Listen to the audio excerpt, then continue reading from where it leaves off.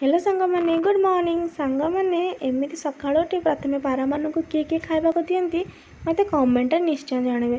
मु तो प्रत्येक दिन खाइबाकु दिए पारांको। आज तो बुधवार जेहेतु सांगमाने आमिष नहेले भात खाइबाकु भल लागेनी। सकाळु हजबैंड मार्केट कंकड़ा धरिकी आसीगले। कंकड़ा मु किभଳି रोषेई करे आसंतु देखि नबा। कंकड़ा को भलसे धोई नेली से हल्दी गुंड लुण गोल कंकड़ा को भाजी नेली। कंकड़ा भाजवा द्वारा सांग मैंने कंकड़ार आइंसा स्मेलटा पलाए। आलू को मध्य भाजी नेली।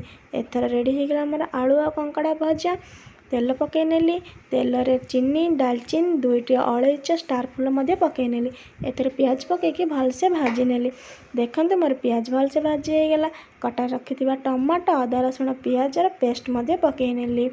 एथिरे स्वाद अनुसार लुण हल्दी गुंड लंका गुंड पकईकी भलसे भाजी नेली। पुणी तारे जीरा गुंड धनिया गुंड गरम मसला और चिकेन मसला मध्य पके अल्प पानी देकी मसला भाजापी 5 मिनट छाड़ी नेली। एथर रेडी होगला मोर मसला। भाजिकी रखिथिबा कंकड़ा और आलू को मध्य पकई नेली। कंकड़ा और आलू मसला को भलसे भाजापी 10 मिनट छाड़देली।